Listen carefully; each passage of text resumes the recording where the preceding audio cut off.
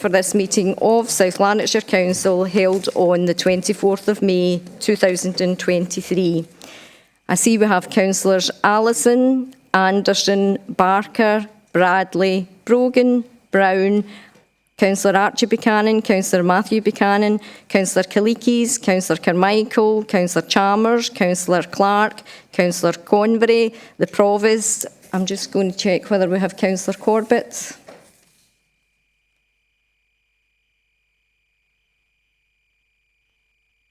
We don't seem to have Councillor Corbett. We have Councillor Cowan, Councillor Cowie, Councillor Devlin, Councillor Dewar, Councillor Donnelly, Councillor Fagan, Councillor Faulkner, Councillor Ferguson Miller, Councillor Frame, Councillor Fulton, Councillor Gowland, Councillor Gray, Councillor Hamilton, Councillor Handybode, Councillor Horn, Councillor Horsham, Councillor Hose, Councillor Johnson Dempsey, Councillor Keat, Councillor Kerr, Councillor Lambie. I'll just check if we've got Councillor Lennon.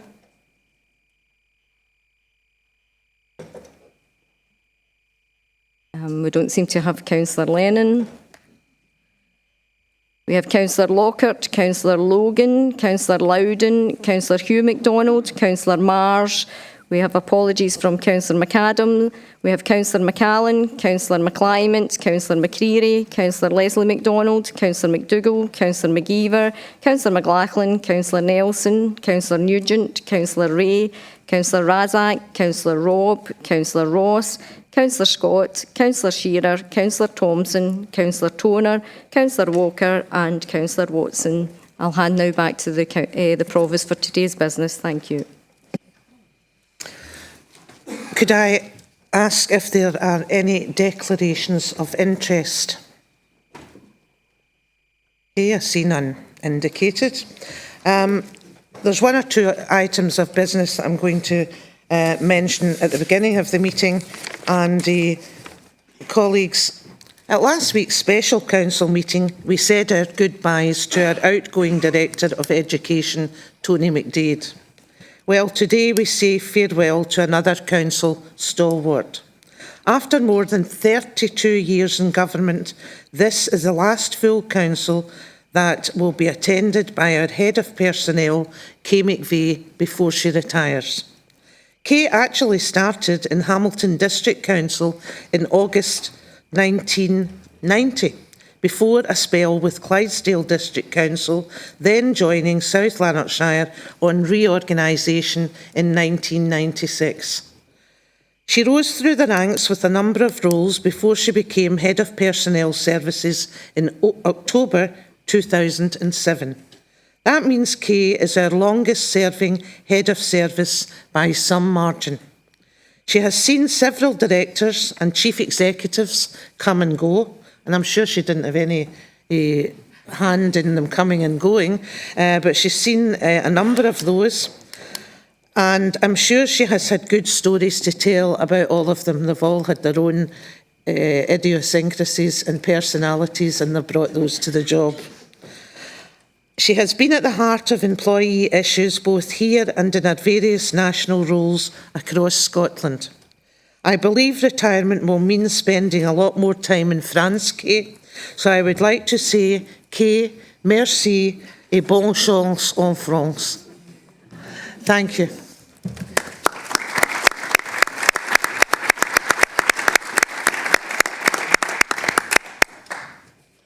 Okay, Councillor Ross. Yes, thanks very much, Provost. I would like to add my personal thanks to Kay for all the guidance when I was leader in the last administration. Her advice was sage on many occasions, and I really thank her for all the hard work she put in for both ourselves and everyone else in the council, and I'm sure she will be sorely missed. And gee, I wish I was going to France with her. Thanks very much. I was going to say so do we, but I wouldn't do that. Councillor Fagan. Thanks, Provost. No, I won't comment on anyone's travel plans or where they should be. No, I just want to, on behalf of the group of the administration, add our thanks to Kay Kay for her record of work in the council. I hadn't realised myself that she'd been in that role since 2007, certainly long before I joined the council. So just on behalf of the Labour Group and the administration, just want to echo your own sentiments and wish Kay all the very best in the future. Yep.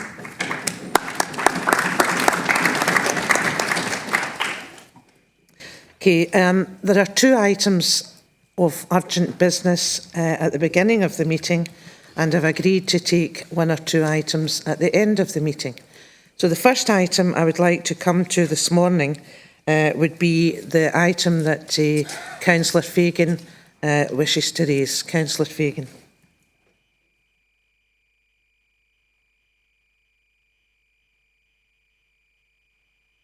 Thank you, Provost. And I have circulated, or I've asked that it be circulated, an item of urgent business in relation to the home care job evaluation. This is the second time I've brought an item of urgent business before the Council in relation to that evaluation. When I did so last in December, the Council was united in solidarity with our home carers and in support of their efforts to achieve better pay, grading and recognition through the job evaluation process. That process is rightly independent of politicians, but its outcomes have profound implications for our workforce, our services and our service users. Home carers have won their appeal and will now rank among the best paid home carers in the country. That is an enormous victory for them and for South Lanarkshire, because it will go some way to addressing the recruitment challenges we face in the sector and the wider undervaluing of care in our society. As one trade union said yesterday, this should be a time for celebration in home care. And yet these workers are not celebrating a victory today, but demonstrating outside this building because they feel, with some justification I have to say, that this outcome is not the outcome they deserve. Specifically, they believe that the implementation date advised to trade unions in the job evaluation outcome memo is not the implementation date that they had agreed earlier in the process, and it is clear that there should be an agreed implementation date under the scheme. Secondly, they're concerned that a pay and grading uplift to grade 2 level 3, which is in itself very positive, is not backdated to that implementation date because achieving SVQ level 3 is now a condition of the outcome, and that is something that has never happened before. There is, I have to say, considerable support for moving to SVQ level 3. One day it may well become the norm, but at present SSSC registration requires only SVQ level 2. In this instance, the attainment of SVQ level 3 and the lack of any means to demonstrate competence at SVQ level 3 retrospectively has been presented to the trade unions as justification for an implementation date on the 1st of April of this year. Taken together, these 2 points have placed the workforce in a highly unusual position. No job evaluation has produced an outcome like this before. Our job evaluation scheme clearly states that there should be an agreed implementation date. It also outlines an evaluation process that is task-based. And that scheme has endured for many years, including many challenging years for those who have been here for some time, because it has always in some way managed to retain confidence of unions, of management and of the wider council, so that even if one party or another does not agree with an outcome, there is a shared confidence in the process that produces it. Now, the reality is that in this case, and on this evaluation, which is one of the most important and consequential the Council will ever conduct, that shared confidence so crucial to the process has been shaken. And I believe we have a duty to step in and restore it. We owe that to the care workers, and indeed we owe that to all workers. And that's why we can't be silent when our home carers, after everything they have been through and everything they have achieved, are in dispute over an entirely unprecedented appeal outcome. Now, we're constrained in what course of action we can mandate today at this point by the standing orders and the code of conduct. And I recognise that, and that is recognised in the position I've put forward today. But I don't think we're helpless.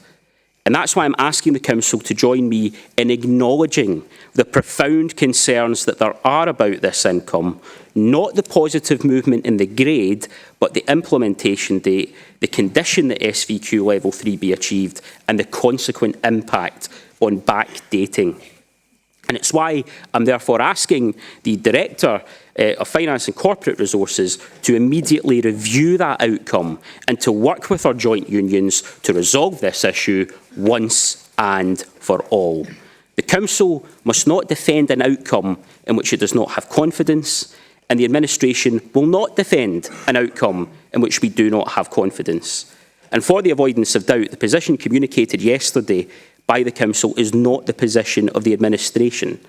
Our position is that something certainly seems to have gone wrong, and this Council has to come together to review it and to demand the action needed to fix it.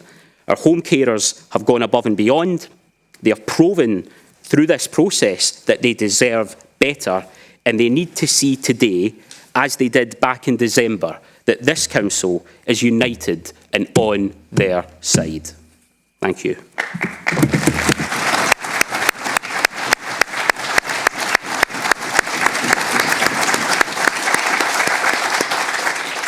Thank you, Councillor Fagan. Do you have a seconder for the motion?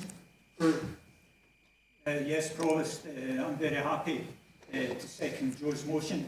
I think Joe refers to the situation last December when this chamber was united, and we were so happy to see that the carers actually achieved a good result from their appeal.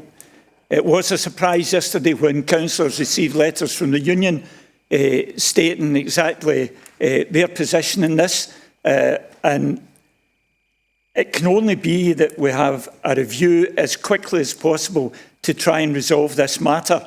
It's unfair and it needs to be resolved as quickly as possible, and we fully support the administration in achieving that result to the benefit of all, but especially, hopefully, one that resolves the matter for the carers going forward. Thanks very much, Chair.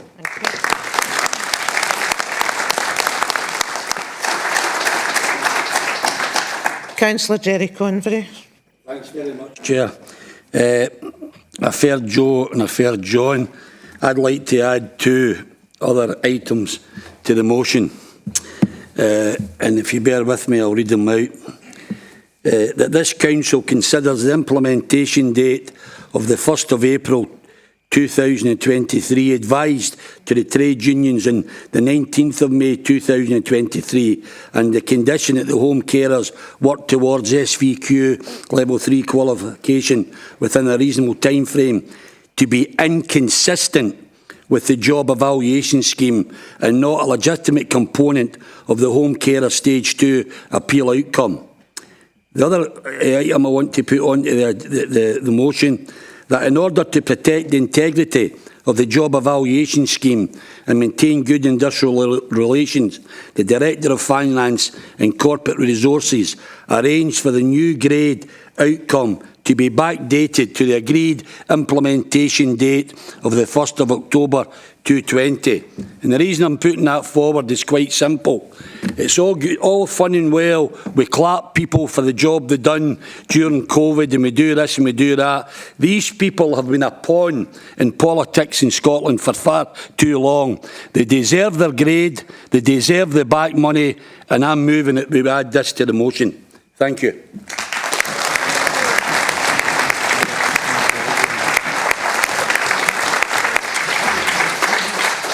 I'm bringing in our legal advisor now on whether that's a competent addition to the motion.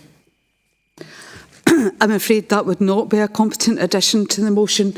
That is an operational decision, and councillors have a strategic role to scrutinise, which is your role here today, and you've done. But you can't instruct officers to backdate this to a particular date.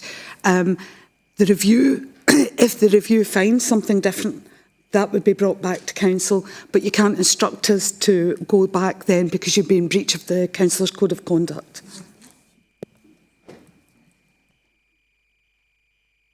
Councillor Convery, just Yeah, well, I'm sad to hear that for Geraldine. I worked well with Geraldine. Fine, that's what she's saying is the legal definition. I don't accept the legal definition. Anyway, I've moved it. If I've not got a seconder, that's fine. But it's on record. That's an important thing for these people at the back of me. Thank you.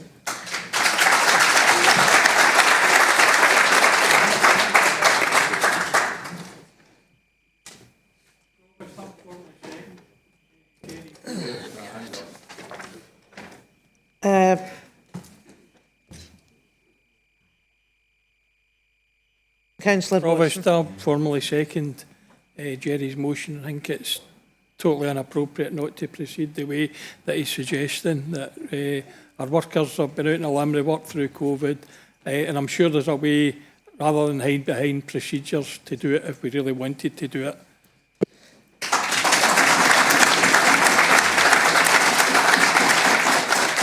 Thank you, Councillor Watson. Unfortunately, I have to overrule this point. The legal advice is that it's not competent and that councillors cannot involve themselves in operational matters. So we will proceed to a vote on the... I've one or two other people that wish to speak, and then we'll proceed to a vote on the basis of Councillor Fagan's motion. Councillor Allison. Thank you, Provost. As has been previously stated, we were all in support of the home care workers when this was previously discussed, and that is still the case. I think I would have liked a little bit more clarity over what is considered procedure and what is considered policy, as I would actually have seconded Jerry's amendment as well, because what is important here is not whether this agreement is implemented, but the fact that it is implemented. Yes, that does raise other issues for ourselves, but that is not something that is of shouldn't be of concern to the home care workers.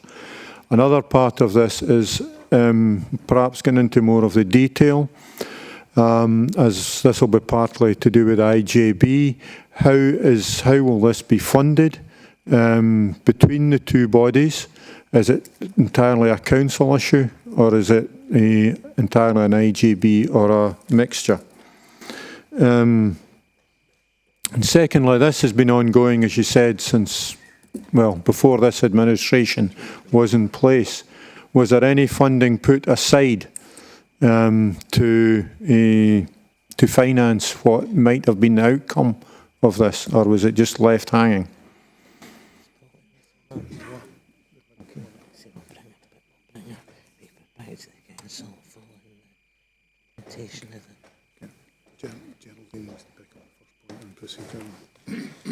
Okay, Geraldine, can I ask you to pick up the first point on procedure, please?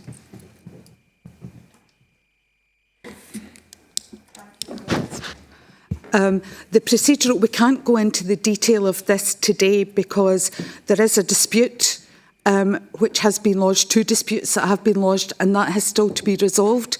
So although it's sub judice, so this will be looked at again. You've asked for it to be looked at again, and we can't go into any of the detail until those disputes are resolved in a public meeting. Thank you, Geraldine. I'm going to take the other people that have their hand up just now, and then I'll make a decision on how we proceed from here. Can I ask Councillor Brown to come forward? Thanks very much, Provost. I just want to say a brief word on behalf of the Liberal Democrat group on this matter. To be blunt, the recent COVID pandemic made a fundamental and hopefully permanent shift in how society views and values different sorts of workers. Not least, there was a recognition that care workers who went about their vital jobs without fuss and were applauded on our doorsteps across the nation were hugely undervalued. This administration from the start has taken the view that council staff are our and our community's main resource and should be properly valued. We took early steps to give visible evidence of that. And whilst we could not intervene in the job grading process, we are committed to seeing care workers properly treated. And against that background, we welcome the outcome of the evaluation appeal and are committed to seeing it fully implemented. We want a care force which is highly motivated, properly rewarded, has the benefit of the insights that come from proper professional qualifications, is able to attract good people in sufficient numbers, that's an important point, to take up home care as a career, and so supports a home care service that provides high-class support to an increasing demographic of elderly, frail and vulnerable people. This motion sets up a process whereby the issues of the implementation date, which the unions are understandably demonstrating about, and of how the SVQ Level 3 qualifications are dealt with, can be properly addressed in partnership with the unions on the basis of honouring the arrangements made when the job evaluation was commenced. That's absolutely fundamental, and I entirely applaud the opening statement in favour of the motion by the Leader of the Administration. Thank you very much, Provost. Councillor Brown. Councillor McLaughlin. Thanks, Provost. I had my hand up to speak after Councillor Convery put forward his motion. It would appear there would be 3 seconders then, because two of my colleagues beat me to that. I think it's a sad day, and the greatest respect to Geraldine McCann. She's got a job to do, and that's fine.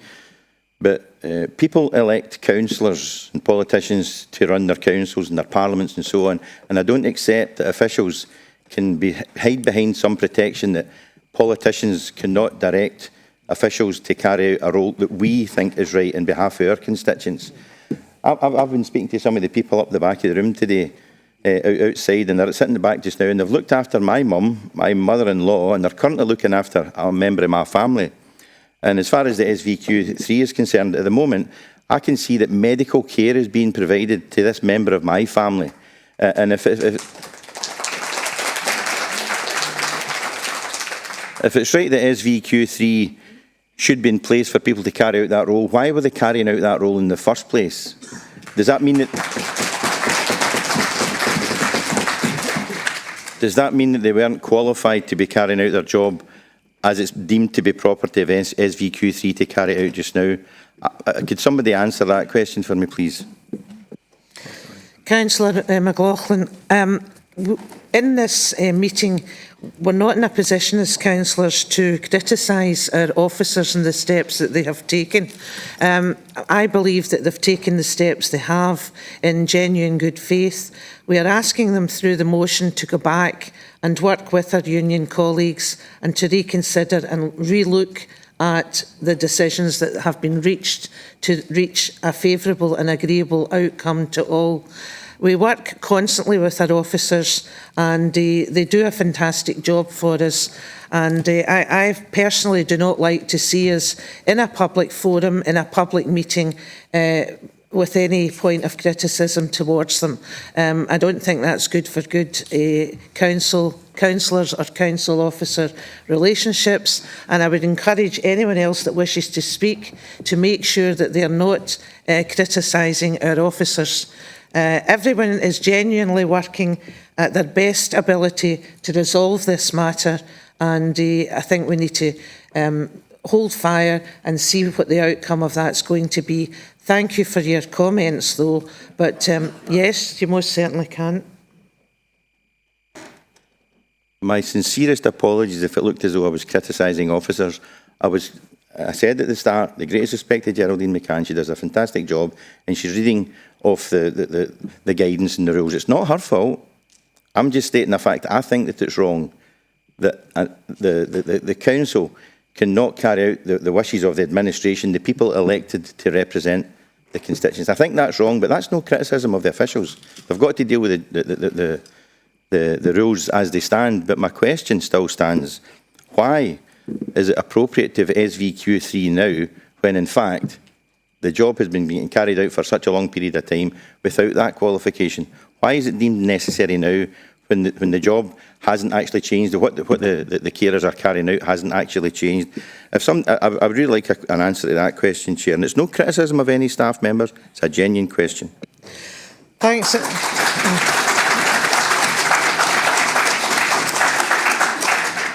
Thanks again for that. This morning is not about debating the review.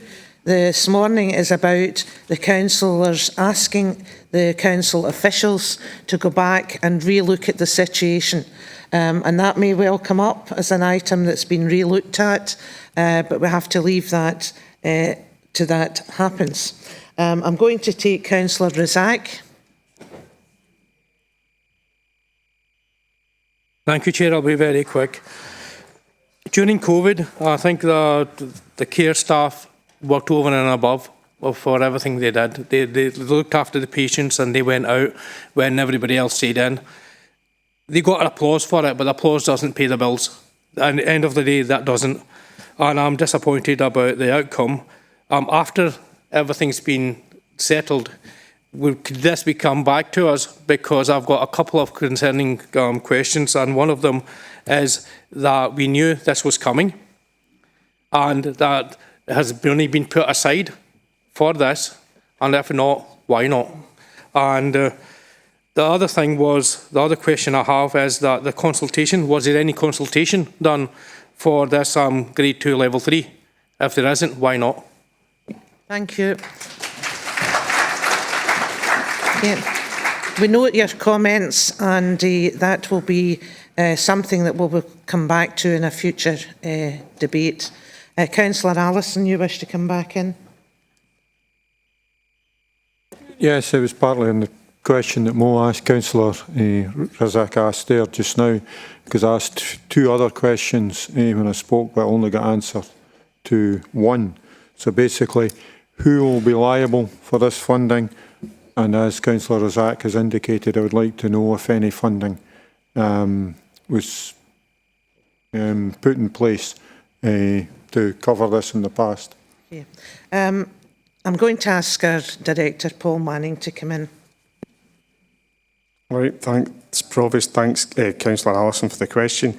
In terms of what I appear to be being asked to do here is to review the position and come back. So I would come back with that outcome, and as part of the report back to you, I would report on how this is paid for. Right? And by that I mean the outcome of any review. Now, there is obviously an implication moving forward, and that's an issue that I'm discussing at the moment with Suman and his Chief Financial Officer. So hopefully that answers your question, Councillor. Thank you. Councillor Robb. Thank you. I just wanted to express support for the home carers and everyone at the back of the room from the Greens here. I have spent a bit of time today and also last year speaking to the carers as well, so welcome the outcome of the appeal, and I learned today how transformative it will be for people's lives. They'll sometimes be able to work more hours because the salary is a bit higher and therefore provide more care. So I think the impact of the outcome is potentially good, but I'm concerned about the outcome and would support calls for a review of the process and engage unions and workers to come to an agreed solution on this. So just to express support, but ask for support the motion to ask for a review. Thank you. Councillor Elise Frame. Yeah, thanks very much, Provost. I just want to come in and back this motion that's put forward today, and I urge that this motion and discussion goes on quickly and we don't keep these carers waiting any longer than they have already. I also urge that we take into consideration the job that these carers do for us and do for our public. They've worked right through COVID. They have also been there when nobody else would get into these people's houses and been there at the end of that life. These carers deserve more than we can give them, and they deserve more than a clap, and it's about time they get what they deserve. Thank you.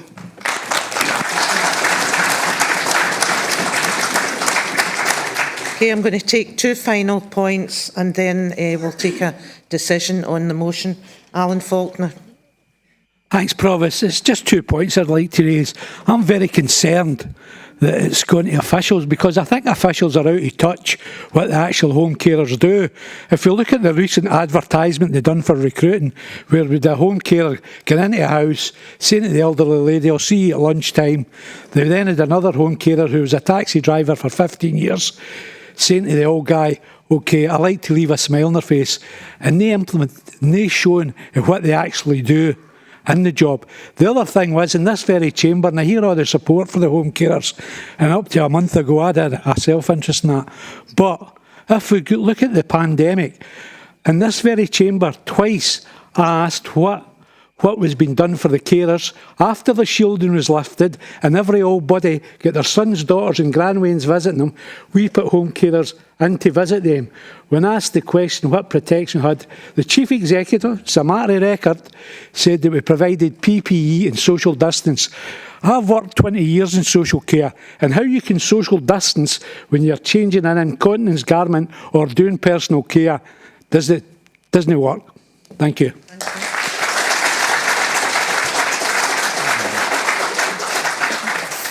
Final point from Councillor John Ross.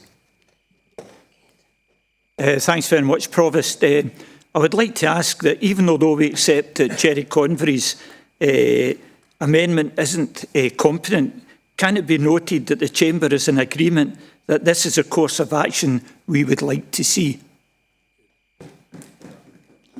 Geraldine McCann. That wouldn't be possible because that would be then you instructing officers to take a particular decision and that would be incompetent. Okay, going to move on now. First of all, at the meeting where we supported your movement towards appeal, we were all strongly in support of that. Now, I'm not political in this role, but I'm giving you my personal view. I'm absolutely delighted that you have won your appeal, and I am certain that with a few weeks ahead and good working relationships being maintained between officers and care workers, that a resolution to everyone's satisfaction here will be reached. A paper will be brought back to the Council, as Paul described, answering many of the questions and explaining to us the actions that have been taken and asking us to support that. The next full Council meeting isn't until August, so that allows a reasonable period of time for that to take place, am I right? Or is there one before that? No, it'll be August. Be August. But that will not stop the work moving forward, although we're in a summer period. So my personal support to you is there, and my apolitical support is there as well. And I'm going to ask the Chamber now if we can agree the motion from Councillor Fagan unanimously. Thank you. Now, I'd like to offer you the opportunity from the gallery, if you wish to leave just now, rather than sit through the rest of the work of the morning, please feel free to do that, and I'll give a 5-minute break to allow that to happen.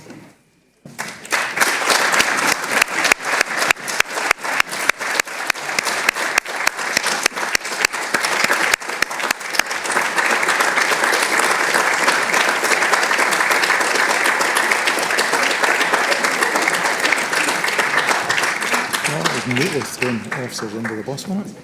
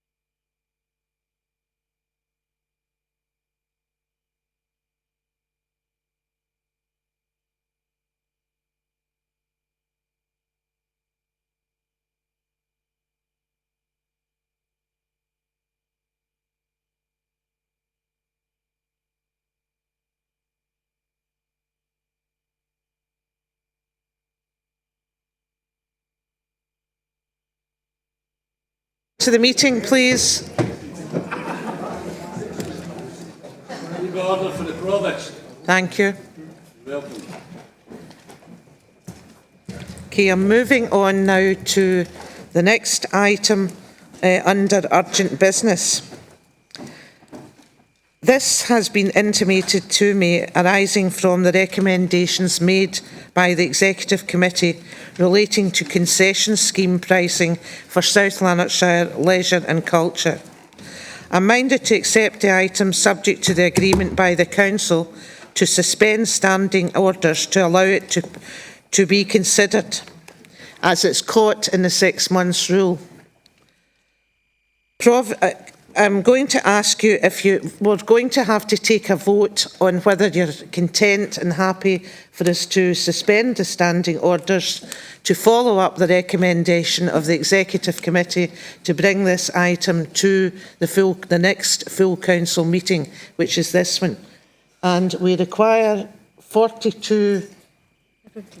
If everybody's agreed, fine, but if we're not, then we require 42 votes to proceed with this. Can I ask if is everybody in agreement that we bring this matter to the full Council meeting as recommended by the Executive Committee? Agreed. Thank you. So we're going to distribute the report again. And this will be considered as the motion.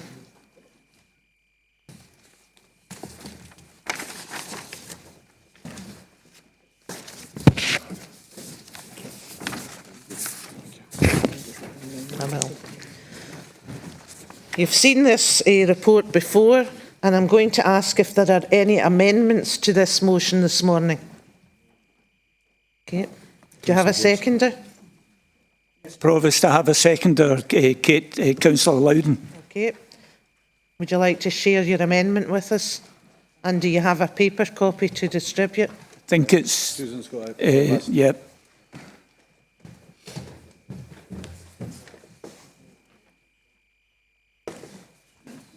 What's the name of that councillor with them? Was it in white dress and not the other? One foot. Three in, the one next to Mary Dawn. Somebody coming. That's fine, because it's Herbert speaking about this.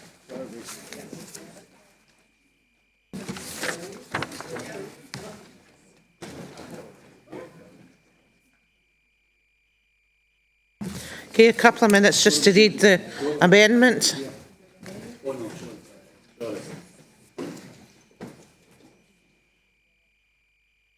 It's not like a couple of council people countries, aren't they? They changed their name, the lady, Carol Johnson, Dempsey now. Too many bits of paper this morning. That's what gets through, the rest of it's just toffee. Need to lie down after these meetings, the way they're turning out. You'd laugh at that wee dog of mine sometimes. I'll see him. It's afternoon nap time.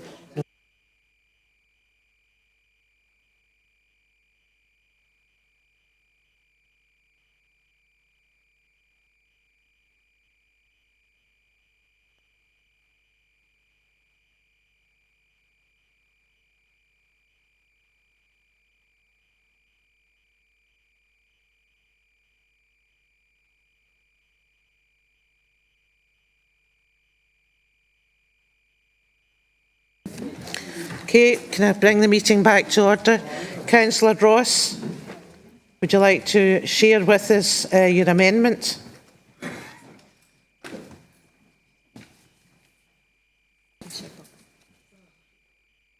Need to press your button, please. Thank you. Yes, thanks, Provost. Just wondering if everyone's had a chance to have a look at the amendment. Obviously, in putting this forward, we're happy that we've taken the opportunity to suspend standing orders so that we can do this.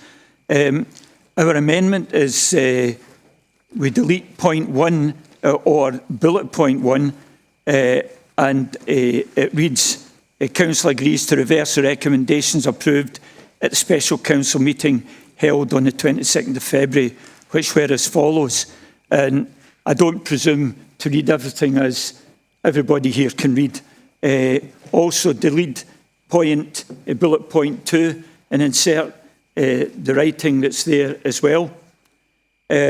Retain existing bullet points 3, 4, 5 and 6 and insert after that a bullet point 7, 8 and 9 as per our recommendations. You'll also see at the back of this amendment a statement of reasons why we have put this amendment forward. And these statement of reasons include a financial impact, an engagement consultation with clubs, families and young people, and an equalities impact assessment. These are very important items and really do require to be read by all of the councillors in this chamber today, because they do affect all of the councillors in this chamber today. Provost, I hope that those considering voting for the motion today will consider all the unintended consequences highlighted by our amendment. Consequences because of a decision they took without fully understanding its implications.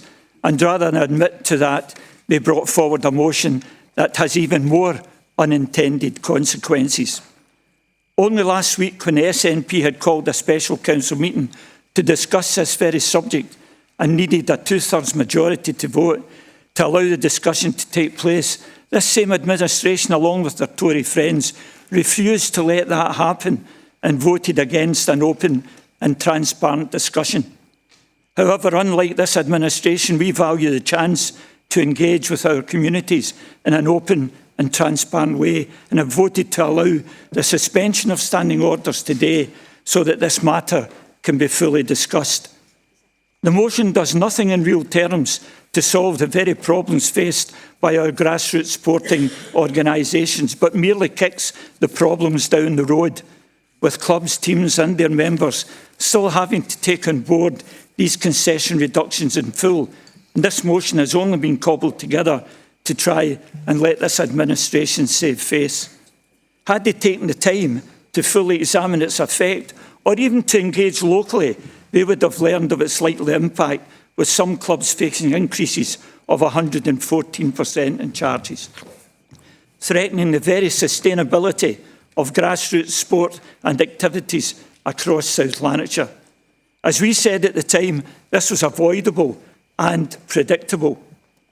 The decision to reduce concessions along with group and team discounts taken by this administration and supported by the Tories was accepted without any due diligence, and some serious questions need to be raised regarding this administration's ability to consider policies with an outcomes framework and govern in the best interests of all its residents.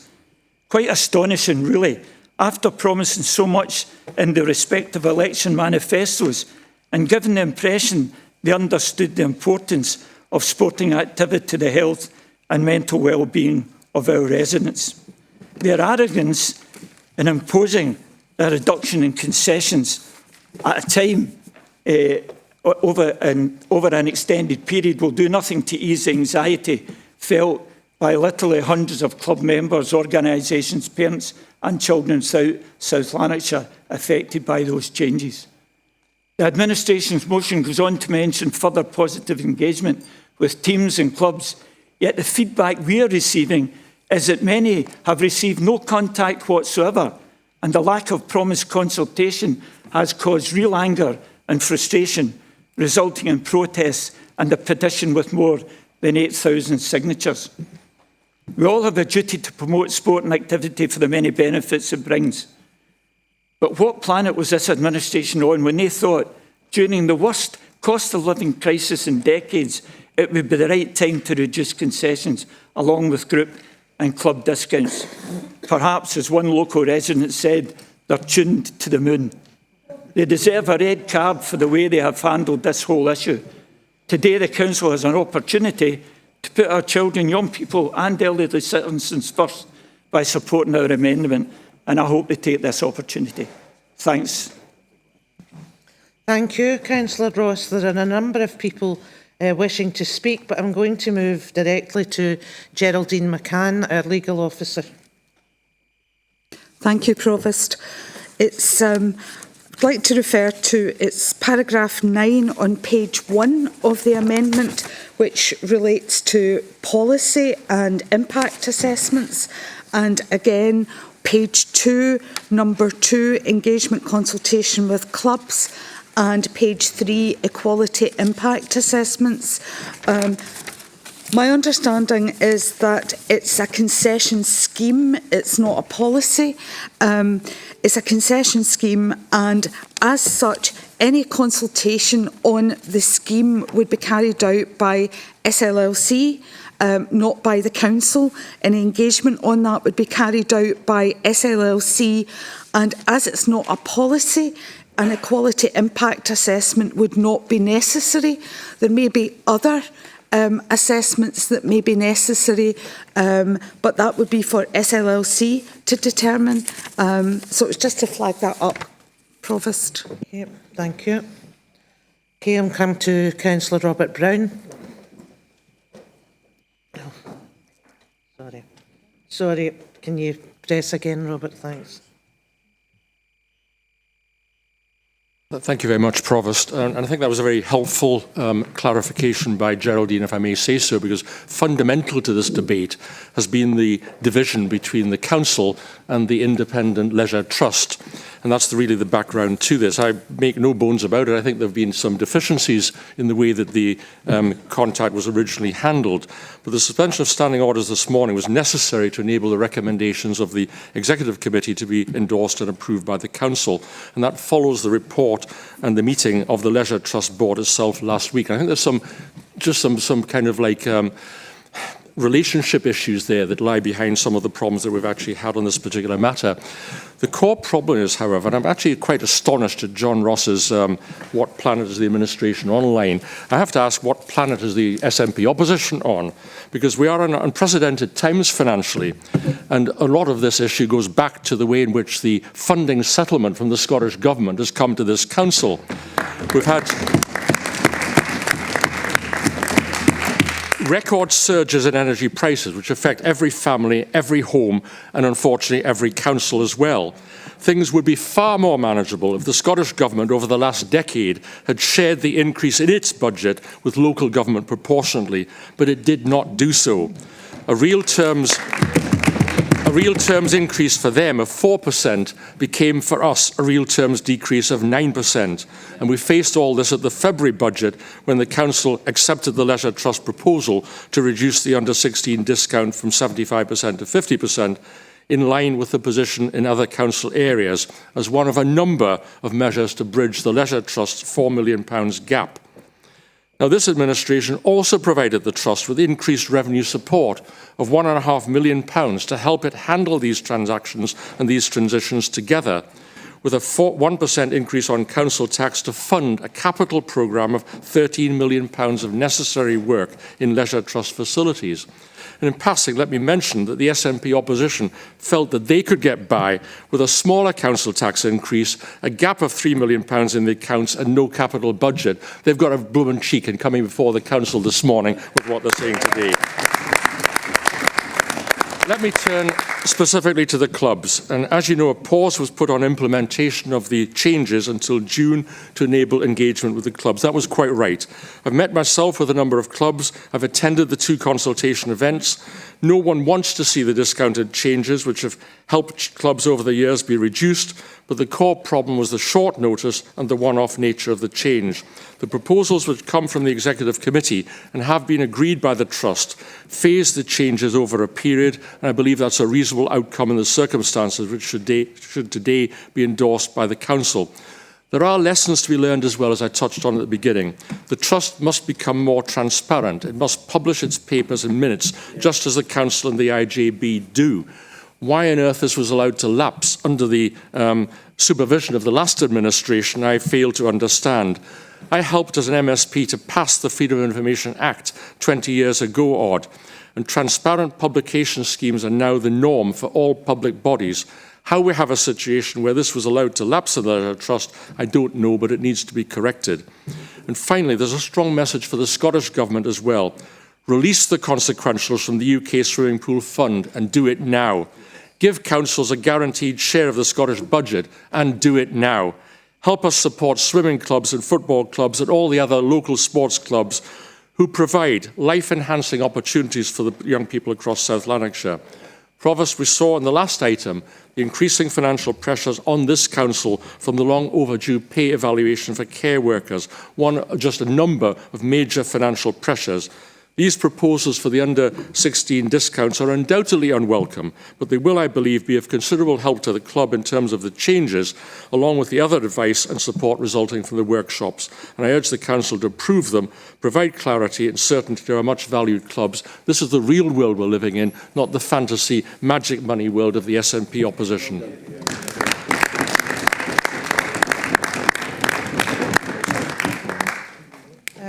I have 5 people wishing to speak on this item.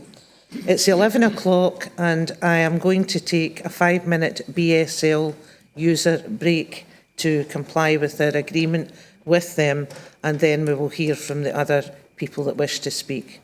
So 5-minute break. Please be back, Tim Aisley, if you're leaving the chamber.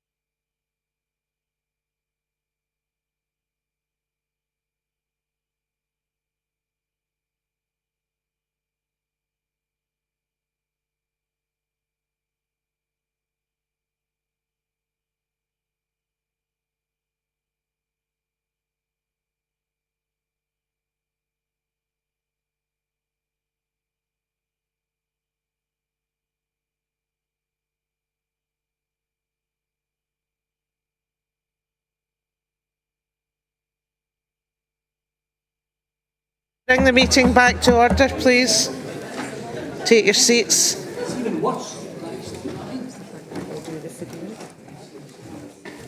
Thank you. Just remind everybody that your mobile phones are turned to mute and that laptops, the sound's turned off on them, please. OK, I'll move on now to the next person wishing to speak, and that's Councillor Richard Nelson.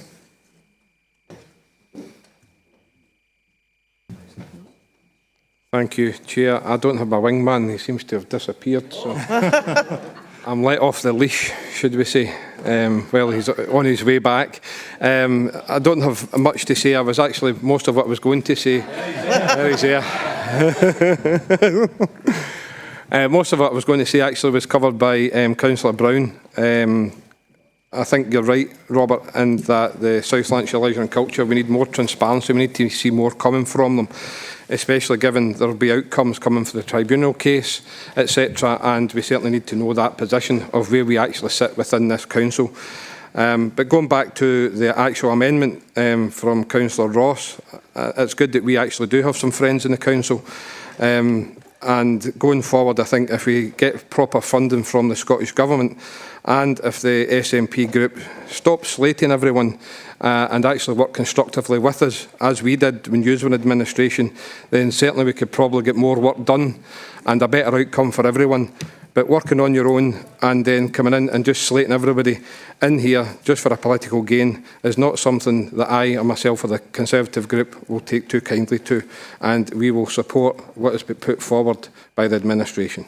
Thank you. I was going to say that Councillor Scott and Councillor Allison are in a naughty chair, but we've had another person that's come in after the restart, so we'll note that for the future. Right, moving on now, Councillor Chalmers.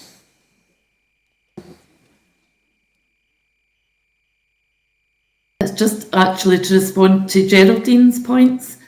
First of all, I think we were referring in our amendment to the decision taken by the council decision on the changes to concession rates and not the broader service provision of SLLC.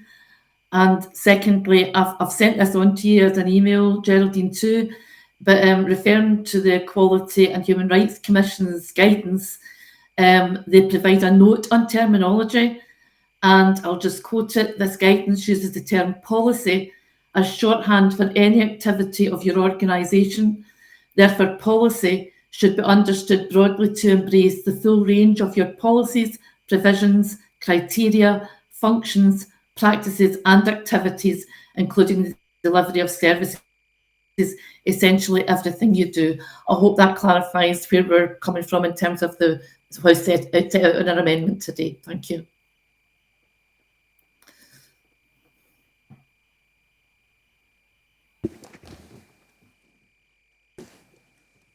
Thank you very much, Provost. I'm speaking to second the SNP group amendment. I'm a teacher by trade, as were you, I know, so let's cut through some of the bluster we've heard today and actually sit and do some sums.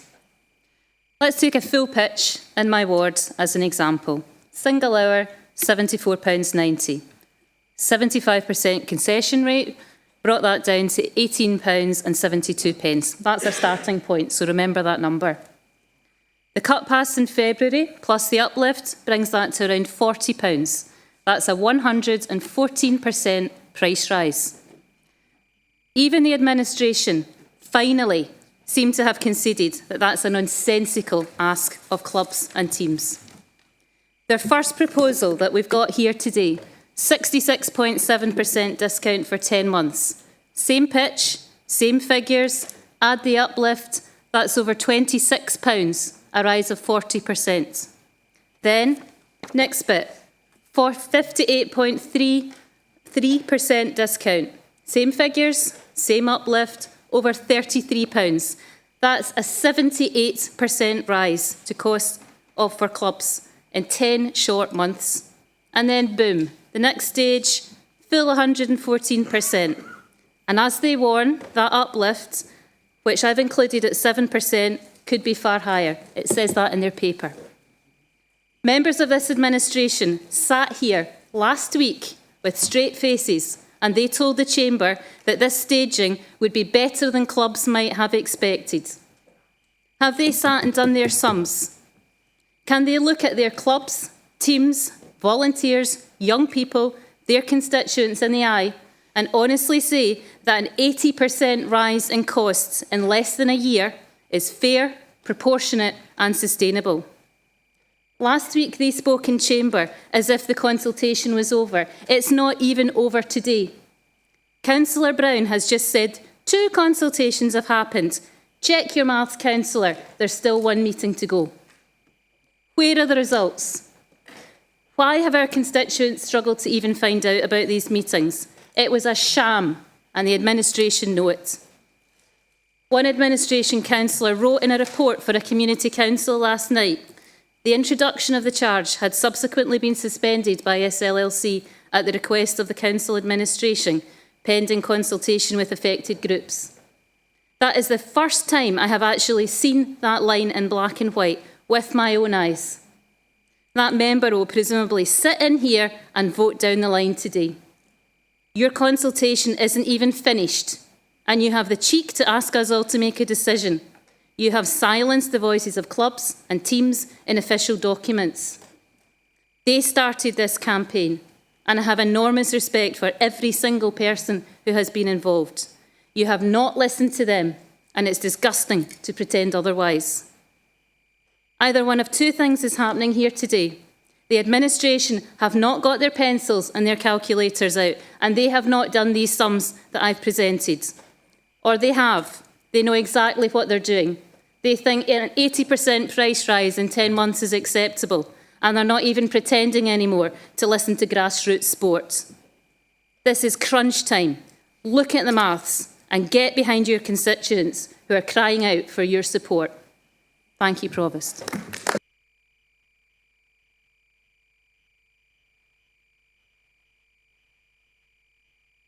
Councillor Kirsten Robb. Thank you. In February, when this came up, I abstained on this vote because there simply wasn't enough information on the impact for me to make that decision in good conscience. If only others had also sought more information and transparency, which I raised at the time. So I voted in favour. Once I learned the impact from clubs, I voted in favour to suspend standing orders so we could debate it. Today I find there's still no information enough to make a decision about the impact on the clubs. The consultation is not finished. The standards of community engagement weren't met, so that people weren't clear about the purpose of the consultation. There's no solution for over 16s who will still see a 50% increase, plus the 7%, so bringing it up to nearly 60. There's no information on backdating or refunds. There are other solutions available. That's why I support this amendment, to go back to the table and look for those solutions so our clubs can survive. There have been other instances, for example, with the community alarms, where we have sent things back, and that's possible here. It's not too late. Further on in today's papers, we've talked about the power of collaborative leadership, and that's been lacking here. All I've seen is blame, blame, but we need to find solutions together as a council, be mature and modern politics where people work together to find solutions, different approaches and collaborative leadership. That's why I support this amendment, for our clubs and to make decisions in a better, more collaborative way. Yep.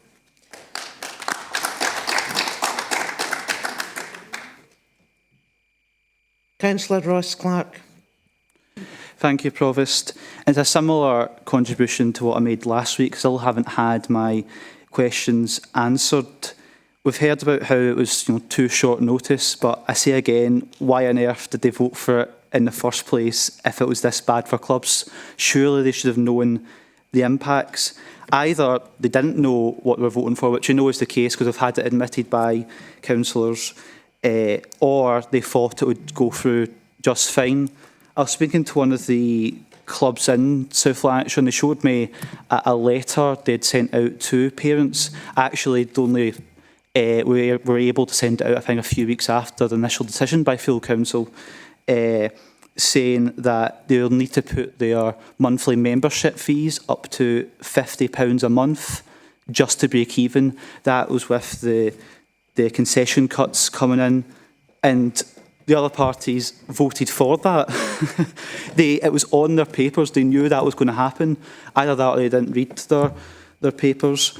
The consultations again were mentioned, so I'd like to ask what number of clubs were asked about these new charges which are looking to bring in, and how many have agreed to it. Surely, if we're making the decision to bring in different charges after criticising the process, we surely have some sort of numbers or stats or figures to present to council to make a decision off the back of that. I guess not, because they weren't consultation events. We've just heard them described as workshops. So how can we make this decision based off of workshops? Not even administration councillors knew what they were about. We've had it mentioned about Scottish Government funding. Now, we'll always argue for fair funding for local government, but the other parties, Labour, Lib Dems and the Tories in Holyrood, never come up with any alternatives. What part of the Scottish budget do you want to cut to give more money to local government? Is it health, education, police? They never come up with those alternatives. Because money needs to come from somewhere else to go to local government. But they never say where it's going to come from. It appears to be pantomime season here, Provost. But they never have answers to that. Because it'll need to be cut from somewhere. It was mentioned about swimming pools. Obviously, we back the campaign, but we also need more support from the UK government in terms of energy bill support, which makes up most of the problem. And just to finish, I noticed that they've obviously they didn't want to discuss our proposals last week. Part of that might be to postpone the decision to when the clubs aren't here, to avoid the scrutiny of them, because that's what we've seen happen throughout this process. So, thank you.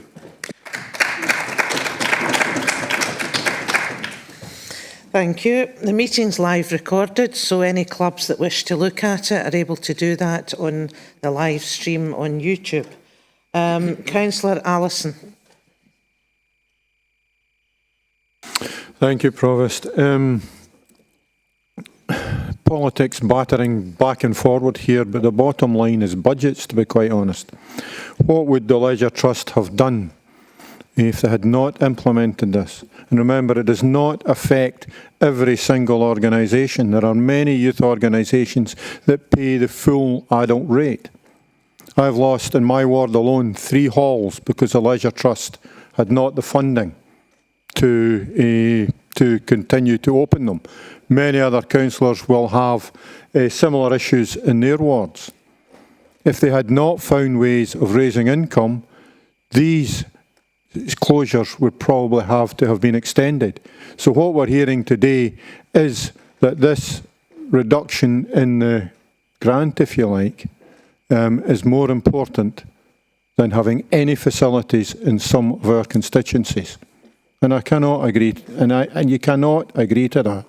The bottom line is the funding, so therefore could we have given the Leisure Trust more funding? Well, that would have meant within the council's cuts elsewhere, as Councillor Ross has already explained in a different way. What we really need to do is to identify what we are going to be able to support. It's not 100, it's 114% rise in the costs to these organisations that did get a subsidy. It's only a 7% rise for those who got no subsidies. And I think that is what we really need to keep in mind. Much as I really like to support these organisations, we cannot do everything for everybody. And a reduction from 75 to 50 over this period of time is the least painful way of taking this forward without hurting others who are getting no support. Thank you. Now, I've given this item a good hearing, and I'm only going to take 2 further points. The first 2 speakers that had their hand up here Apologies to the others that have their hand up, but I think we've given this a good hearing today, and we gave it a bit of a hearing during the Executive Committee. So I'm going to take now Councillor Robert Brown, followed by Councillor Joe Fagan. Thanks very much, Provost. I just wanted really to respond on a couple of the points that have been made during the debate. First of all, going back to the distinction between the Trust and the Council, this was not the Council's engagement with the clubs. This was the Leisure Trust's engagement. I took the opportunity to go along to the two workshops that have taken place already. I might say I think I was one of only 3 councillors that attended. There was one councillor at the first one and one councillor at the second one, so one perhaps wonders how genuine the pratings we've had from the SNP opposition today have been on this particular matter, when they couldn't even see fit to go along to the workshops in adequate numbers in that regard. The attendance of the workshops was quite good. There was quite a number of clubs were represented. I certainly saw a number from my own area. I engaged with a number of people. I took the opportunity to have an input at that particular point. This administration acted at the time that there was the problem of the engagement. The decision was made to change the things at the budget meeting a way back. We gave support to the Leisure Trust to do that in the way that they thought fit. In the event, the one-off arrangement that they came to was not a satisfactory one. This administration took quick action to actually encourage them to sort of stop it at that point and to rethink. We also took quick action because the clubs need to know where they stand. Once it became clear what the input and the arrangements and the points were being made at the workshops were about this, to bring in the new arrangements about the phasing in. And that, I think, allows the clubs a bit of time to deal with the matter and to go forward on that particular basis. Final point really relates to the options. Now, Councillor Clark goes at great length about, well, we haven't put forward what the options that the Scottish Government should have put on this matter are. Well, I'll give them one. The National Care Service bureaucracy, £1 billion of money being spent on that. There's considerable scope for reassignment of money of that particular kind. But really, the question comes back to them. The SNP are putting forward this proposition. What is their alternative? Where is the money coming from as far as they are concerned? What is the basis of their approach to this? We haven't had that information, and without that, it's frankly impossible to take the SNP contention seriously. This is a reasonable proposal that's put forward by the administration. It has been approved by the Leisure Trust Board. It allows a way forward. Not ideal, absolutely it's not ideal. Nobody accepts it's ideal, but it's one which is workable, practical and reasonable in the circumstances of the financial pressures that we face. Against that background, I do hope the Council will come together behind it to approve these recommendations and to move forward. Thank you. Councillor Fagan. Final points. Thank you, Provost. Both South Lanarkshire Leisure and Culture and the sports community need to know that the period of deferral will come to a point of decision. The 75% discount on under-16 sports is one of the most generous in the country on some of the most competitive prices. And the savings from making the 75% discount less generous, but still aligned with other similar authorities, ultimately help South Lanarkshire Leisure and Culture stave off the pressure to reduce services in more of our facilities. Nonetheless, grassroots sports clubs have made their views known, and many have said that the move to a 50% discount this year was too much, too soon. And that is why we've chosen to phase the transition to a new discount over the 3 financial years. We've not chosen to reverse the new concession rates because the Scottish Government have not chosen to reverse their cuts to this Council's budget. And indeed, those cuts are forecast to get worse. But we have listened and tried to find a different approach. It's important to level with the sports community. We are asking teams to pay more, but we're asking them to do that because the alternative is a £600,000 budget gap that would deprive young people of facilities and leisure services. What use is a concession if there isn't a pool or a pitch to play on in the first place? At every juncture, this administration has tried to limit the burden of cuts in leisure and culture, and at every juncture, the SNP have come to this chamber with barely competent amendments that would have made the budget gap worse. They would have added over £4 million to the budget gap of this council next year if we accepted their budget amendment in February, and they would then have added £600,000 of cuts to leisure and culture this year by opposing the new rates without a plan to bridge the gap. And despite having 3 months to think about it, last week they tried to come back to the council with no plan at all and make us vote for £600,000 of leisure and culture cuts all over again, and they're doing it again today. And my question to them and to Councillor Clark and to others is, what would they cut? What would they have closed? Would John Ross have closed the Water Palace? Would Maureen Chalmers have shut Blantyre Leisure Centre? Would Katie Loudon have closed the Cambuslang Institute, or any number of facilities across Rutherglen and Hamilton West? Because we all know that's what this is really about for them. It wasn't about the children for the SNP, it wasn't about the sport for the SNP, it wasn't about the clubs they led up the garden path and into the public gallery of this council. I think it was about exploiting genuine concern for partisan purposes, and that's why, for all their posturing, they have never come back to this council with a credible, costed alternative. Because if it was about the principle, then presumably they would also have something to say about... Sorry. That's fine.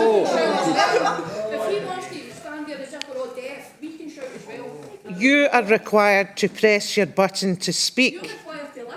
I am. Just let.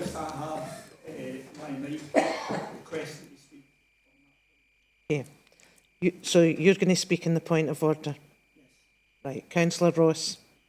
Thank you very much. Some of my members are quite right. I don't think there's any need for Joe to raise his voice the way he does. He regularly pontificates to the point where half of what he says just goes straight into the clouds. The situation, the situation, Provost, is it's not a point of order. The 3 years, spread over 3 years. It's not 3 years. It's over 20 months.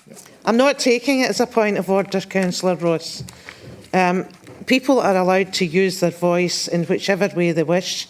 It's an expression. It's an expression. Councillor Ross, we've had the debate. You've had your opportunity to make those points. That is not a point of order that I'm accepting. Councillor Clark. I'll accept that. Thanks, Provost. It's not to answer the political points, but just to kind of ask that members don't raise their voice when they're speaking. It's if I'm allowed to finish my point of order. I've already ruled on that, Councillor Clark. Thank you for... Provost, I've not finished my point of order. It relates if you ask to... for a point of order, Councillor Clark, you need to make that straight away. Don't pontificate about other matters. I've already ruled on the issue of expression through use of voice in the chamber. That's people's way of communicating, and I'm not going to accept that would be part of your point of order. We've had concerns raised by members in relation to neurodivergency who don't do well with people shouting right at them. That also relates to people who might have an experience of domestic abuse in the household or abuse in the household of shouting that might be triggering towards them. I've had this raised to myself in terms of the equalities point of view. We shouldn't be shouting in the chamber. Remarks are not directed at any particular person. People can turn down the volume if they're viewing this from their remote access. They're quite entitled to do that, or to mute it at any point. I'm going to reiterate that people in the chamber, whilst it's not ideal to raise voices, people, if they wish to express themselves in that way, and some of your own party have done that in the past, then I'm quite happy for people to use that expression, as long as it doesn't become offensive. So I'm going to move now to, I'm not going to open this debate again. Right, Councillor Razak, point of order. Thank you, Chair. I would like to ask Councillor Frame to apologise to the Chair for her behaviour and the shouting her.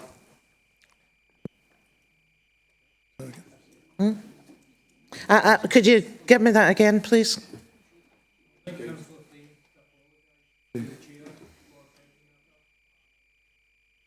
The Chair. I didn't feel that I was being shouted at. Thanks for your expression of concern. I'm quite happy to deal with the matters as they come up. Councillor Fagan, do you wish to respond to that? Finish. No. Would you like to finish the points that you're making, please? You'll need to... there you right, okay. I think there was a slight misunderstanding there in that last point of order.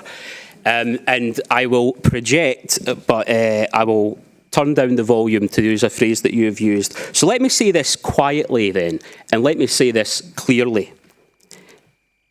If this was about principle for the SNP group, then presumably they would also have something to say about the price of taking a child swimming doubling in SNP-led Glasgow.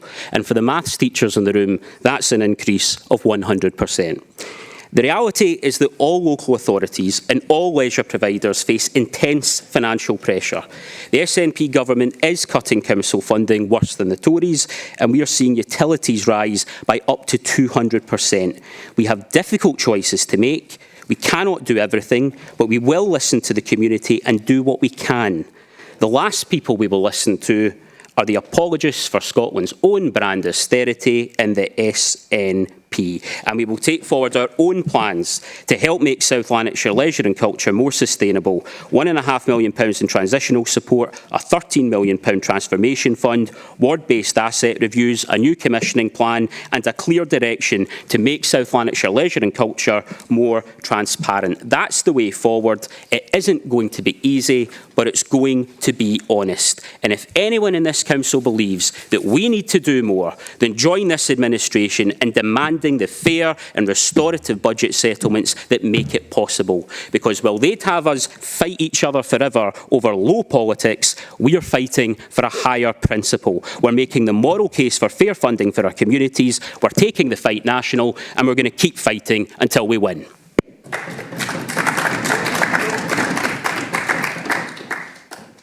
Councillors, I'm not taking any further discussion or debate, so it's a point of order. Councillor Loudon. Thank you very much, Provost. Just to get some clarity on a statement that's been made before any decision is taken here, because either there's been some inaccuracies in what has been said, or we're not all getting the full story compared to some members of the administration.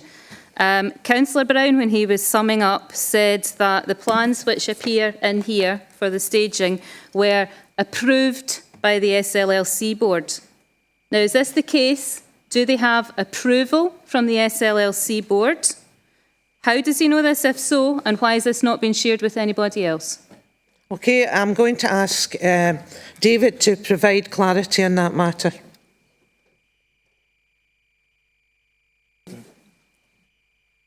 Thank you very much, Chair. Thank you very much, Councillor Loudon. The SLLC board met last Wednesday.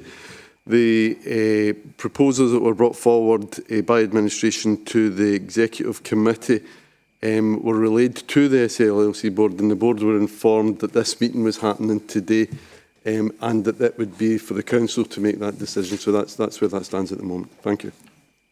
Thank you. Okay. Councillor Lennon, do you have a point of order? Yes, I actually do have a point of order. I missed the editing and I just want to be included in the vote. So I'm not making a political point, I just have an actual point of order. Noted, thank you. Okay, I'm moving to the vote now, and I've agreed to a roll call vote as asked for by Councillor Ross. So if you can respond when required, thank you. Sorry, can I just clarify, has the motion been moved? Is it yourself, Councillor Brown? Yes, indeed. And your seconder, the Councillor Fagan?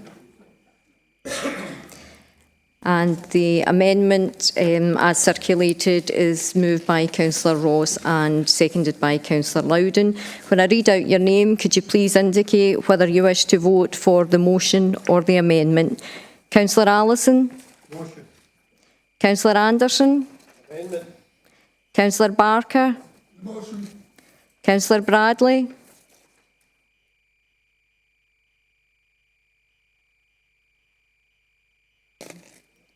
I'm not sure whether Councillor Bradley's left. I'll just check. Oh, that's him. Yep. Amendment. Thank you. Councillor Brogan? Motion. Councillor Brown? Motion. Councillor Archie Buchanan?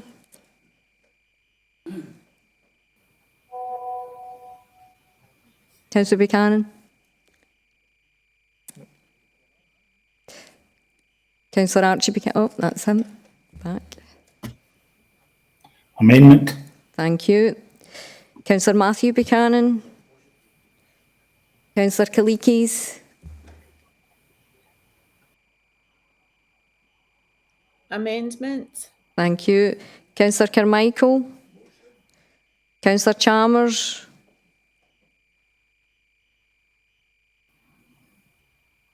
Councillor Chalmers.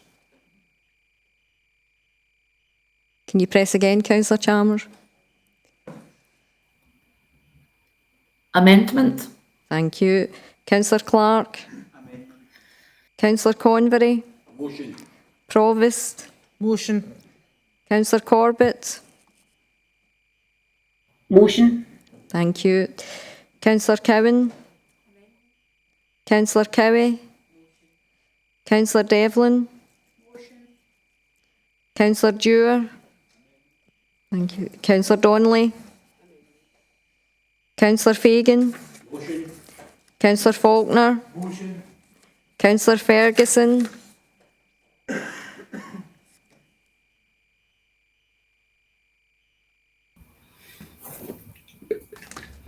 The amendment, please.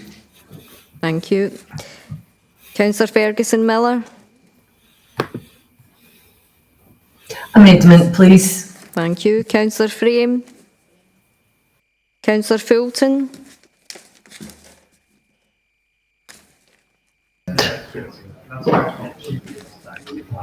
Could you hear me? No, sorry.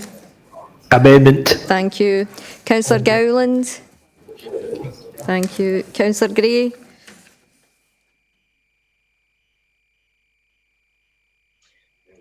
Amendment. Thank you. Councillor Hamilton.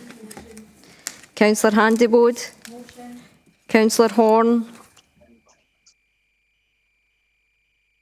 Amendment.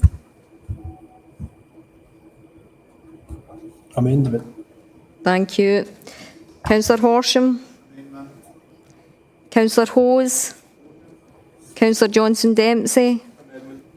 Councillor Keat. Councillor Kerr. Councillor Lambie. Motion. Thank you. Councillor Lennon.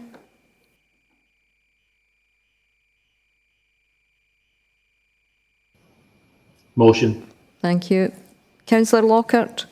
Motion. Thank you. Councillor Logan. Thanks. Councillor Loudon. Amendment. Councillor Hugh MacDonald. Amendment. Thank you. Councillor Marsh. Amendment. Thank you. Councillor McCallan.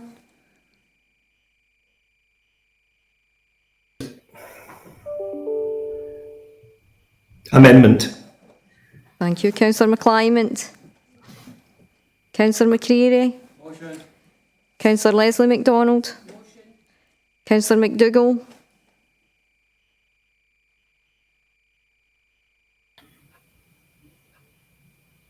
Amendment. Councillor McGeever. Councillor McLaughlin. Councillor Nelson. Councillor Nugent. Councillor Ray. Councillor Razak. Councillor Robb. Councillor Ross? Amendment. Councillor Scott? Motion. Councillor Shearer?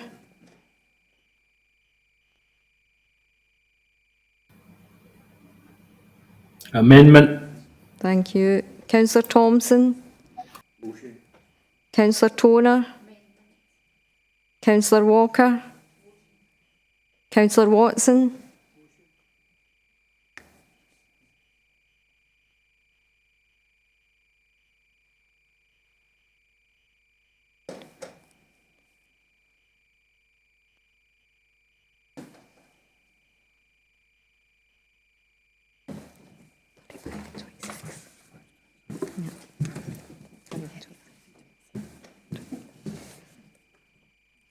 I would confirm that there was 35 votes for the motion and 26 for the amendment. The motion is therefore declared carried. Okay. We're moving on now to the agenda at item 2, pages 3 to 8, minutes of previous meetings. Can we agree the minutes? Thank you. Item 3, minutes of the Special Council meeting. Can we agree the minutes? Thank you. We're now on to item 4, minute of Risk and Audit Scrutiny Committee. Can we agree the minute? We're now on to item 5. I'm going to invite the Chief Executive to speak to this report. Thank you, Provost. And just to be brief, the report is fairly straightforward in nature. We have a request from Councillor McAdam that the Council considers a further extension of up to 6 months due to her current ill health. So the proposition there for Council to consider could make this easy on Council by suggesting, as Council, happy to agree that. Okay. Thank you. Item 6.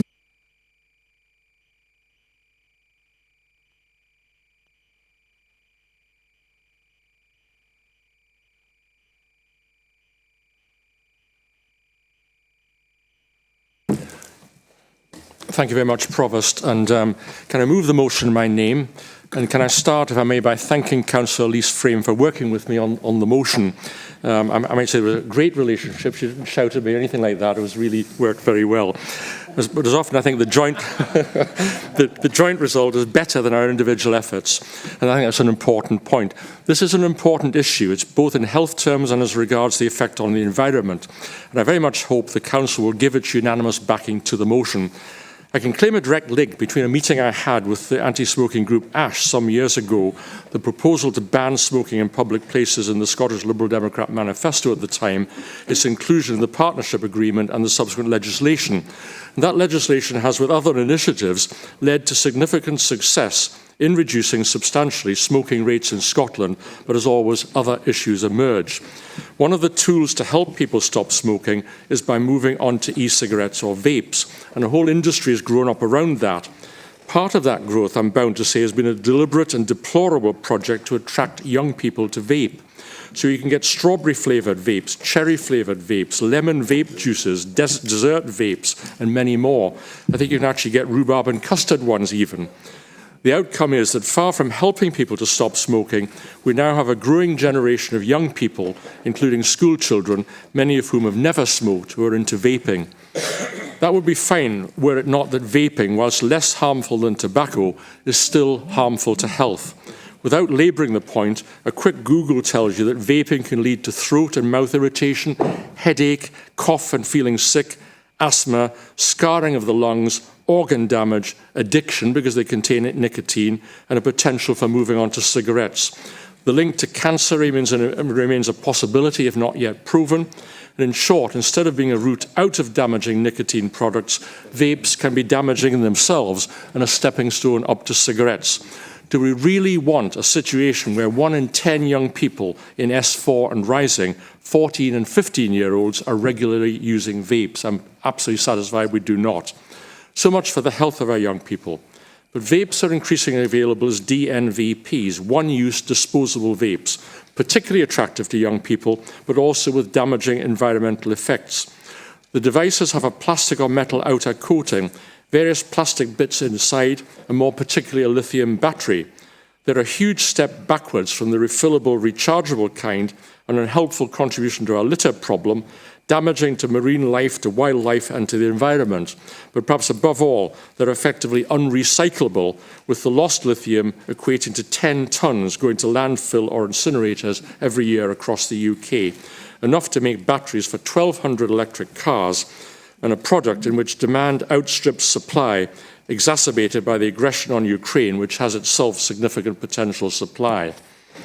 An ASH investigation said that it's estimated that the number of disposable vapes purchased in the UK is 168 million a year, and the expanding size of the market is clearly being driven by the promotion of these cheap, bright-coloured and sweet-flavoured products to younger people. It went on to say that some vapes contain enough toxic chemicals to be classified as hazardous waste, and when these are littered or improperly disposed of, they can leach heavy metals including mercury, lead and bromides, battery acid and nicotine into the environment, impacting upon Scotland's wildlife and indeed wider human health. And there's been a lot of coverage just yesterday in the media and on television about this particular aspect. Like others, I'm grateful to Laura Young, a Scottish activist, environmental scientist and named a 2023 Climate Creator to Watch, who lobbied us all on this issue. Now, the Scottish Government, following similar moves in Ireland, commissioned Zero Waste Scotland to conduct a review, with confirmation in January by the then Health Secretary Humza Yousaf, how things have moved on so quickly since that time, that a ban on disposable vapes would be considered. Now, that's why the main thrust of the motion is to press the Scottish Government for such a ban and to add South Lanarkshire's voice to that demand. But we should also look at what the Council can do, and Elise, I think, may well say a little bit more on that shortly. Part of that process, though, is to use our publicity outlets, especially on social media, to mount a communications campaign that will influence the actions of young people in particular and help to get rid of the idea that vaping, and single-use vapes in particular, is somehow cool, modern, or at the cutting edge. It is not. Vaping is a helpful process to help smokers quit. Beyond that, single-use vapes are environmentally damaging and wasteful, a potential menace to the health of this and future generations of young people. I hope the Council will join me in passing this motion unanimously and sending a very strong signal about our approach to this matter in South Lanarkshire. Thank you very much indeed, Provost. Thank you, Councillor Brown. Can I just draw your attention to something, colleagues? At a previous full council meeting, a number of councillors came forward at the end and complained to me about the use of laptops in the room for purposes other than contributing to the council meeting that morning. Now, there's a number of laptops here today, and I did ask at the beginning that people muted the volume on their laptops. It's disconcerting when you get the noise coming as an email comes in. Can I just remind you of that? There's no point in bringing forward a complaint and then following on at future meetings, the laptops reappear. And I'm not really interested in what you're doing unless it is part of this meeting. So can we just confine ourselves to using phones and laptops when it's part of the meeting that you're involved in today? We have a public viewing everything that's going on, and I'm keen that we are as diligent as possible in the work that we do at these meetings and are not distracted in any way. Right, I'm going to move on now to Councillor Frame, who I believe is going to second the motion from Councillor Brown. Yeah, thanks, Chair. I'm pleased to second this motion brought before you all today. Disposable vaping products have been an issue blighting our communities for some time now, and the issue appears to be getting worse. The marketing teams of these products have done a great job in getting people to notice they are for purchase. These advertisements are very appealing to your youngsters, and this is of particular concern to myself, as I'm sure it is for others. From bright coloured packaging and fancy names to the array of flavours you can try, it is astounding what tactics are being used to target our young people. From discussion with parent councils in our secondary schools, including Stephen Academy in my own ward, these vapes are becoming an epidemic. Teachers and other school staff are routinely having to abandon their own work so they can police the toilets within our schools. This is having a knock-on effect on the education of our youths, which I'm sure you will agree is the most vital service as we as councillors and adults can protect. Therefore, I will urge all councillors to back this motion. Thank you. Thank you. Okay, we have Councillor Razak. Thank you, Chair. First, I'd be supporting this motion, and I think it's a very good motion. Vapes are an addictive product, but I would also caution it as well, because there's a recent BBC report saying that the illicit vapes contain high lead, nickel and chromium in the vapes. The illegal vapes are being sold to under 18s. The market for illegal vapes is £1.2 billion compared to the £3.4 billion in the vape sales. And under WEEE regulations, the recycling of vapes is mandatory for any sales over £100,000.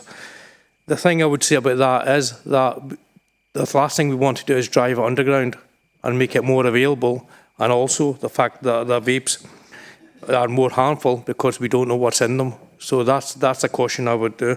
I know Republic of Ireland was mentioned, and speaking with the Republic of Ireland, the government with the Republic of Ireland, a lot of concern was raised about cross-border illicit trade and with organised crime through that as well. So that was a caution for that as well. So my point really is, yes, we should be looking to ban this, but at the same time, don't drive it underground where the organised crime, and also we don't know what's in it, and it could be harmful for our kids. Okay. Thank you for your caution and your wise words. Councillor Watson will be delighted to know that he's finally managed to get in at one of the council meetings. Pressed his button in plenty of time. Councillor Watson. Thanks, Chair. And it's just to welcome this report as well. And I think taking on Councillor Razak's point about it is probably a thin line and where we're walking with this. It was disturbing actually listening to radio reports yesterday all day about the findings of what's in some of these vapes and some of the other issues surrounding it. But I think Councillor Brown took a phrase out, what councils can do. And I think encompassing in that, I was thinking about maybe putting an amendment in, but choose not to, but hopefully this can be picked up under the last paragraph about a paper being brought forward in the future. And one of the things we can do is look at enforcement. And that was one of the issues that came out of the debates that were getting held in the radio yesterday, that a number of shops are selling these vapes that aren't used to challenging people and individuals and looking at is it appropriate to sell it or not. There is legislation, but some of these shops are selling and maybe genuinely not fully aware of their responsibilities.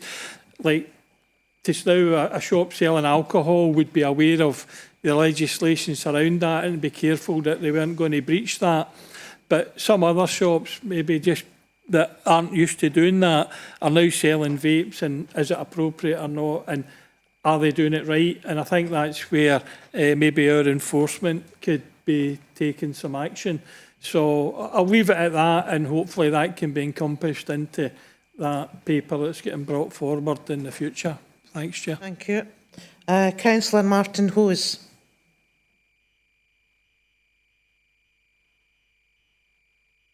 Thanks, Chair. Davey actually stole my thunder a bit there. My question is probably more to Geraldine. Do we not have tools in the SLC toolbox for us to maybe proactively do something? I know an awareness campaign is very good. It's not something legally we can increase fines, anything at all.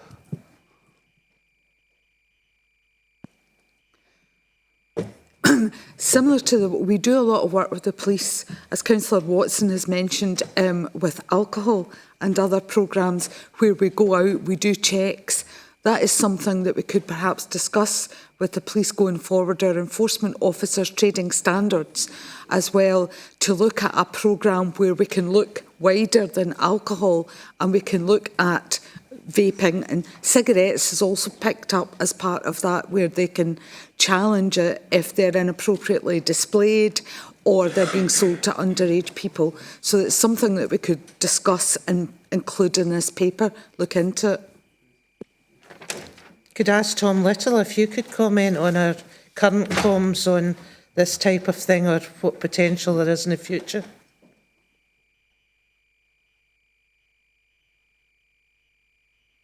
We have done communications in the past on the work against illegal sale of alcohol, and certainly we could extend it to this as well. Okay, thank you. Councillor Robb, Kirsten Robb. Thank you.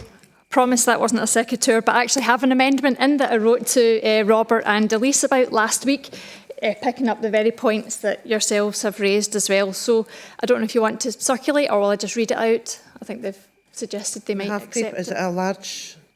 No. Try reading it out. Okay. People need it in paper. So it's just to note that I spotted in the Equal Opportunities Forum minutes and meeting that environmental services have an ongoing programme of work designed to prevent the sale of tobacco and nicotine vapour products to children under 18, which assists in the prevention of children taking up smoking. This includes carrying out inspections to businesses which sell such products. Last year, from April 2022 to 23, officers have visited 63 businesses and discovered 55 contraventions of this legislation, and that's an increase on previous years. So I think they are going out and checking, but it's a high contravention rate. So that is why I wanted to add into the motion that requests that information be provided to elected members on what action the Trading Standards team are taking to address this rise in contraventions, to enforce current legislation so vaping products are not sold to under 18s. We'll include that in the report. I won't take it as an amendment, but we will include it in the report, if that's satisfactory. I think they accept the proposer and seconder suggested they would accept it as part of the motion. Yeah. Do you want to accept that, Robert? Yes, I indicated to Kirsten I was happy to accept that as an amendment. I think it fits in with the paper, and what I think I would envisage happening is that the paper that's referred to in the motion would include the stuff that Kirsten is asking about, which has been raised by a number of other members as well. Both Councillor Frame and Councillor Brown have agreed to that, Kirsten. So thank you. Thank you for bringing Just a wee that quick other point. Under the Landed Peer Education Project, they've produced some excellent literature on vapes produced by young people. So that's definitely one great resource. Thank you. Thank you. I've had a communication to say that our BSL user is requiring a break. So I was hoping that we would have a short break here again and proceed on to to conclude the meeting by 1 o'clock for lunch, rather than having a lunch break just now and returning to the chamber. Can I just check that people would be happy with that? I'll give a 10-minute break just now, but then we can try and conclude the meeting by 1 o'clock, and that would be lunchtime. Is everyone in agreement with that? Okay. Thank you. So if we can be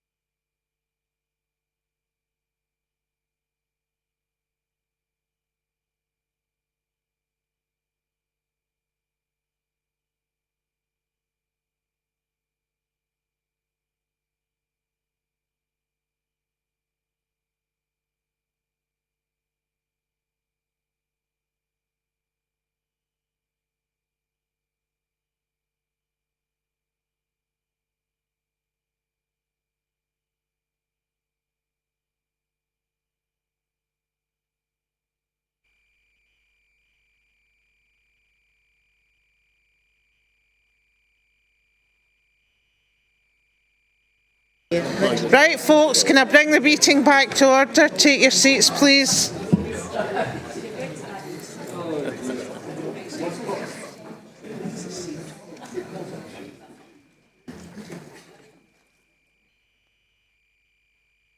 Thank you. Now, there's a couple of people still to speak, and I'll have Alec Allison first.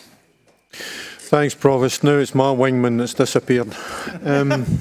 He's actually online, he said, upstairs.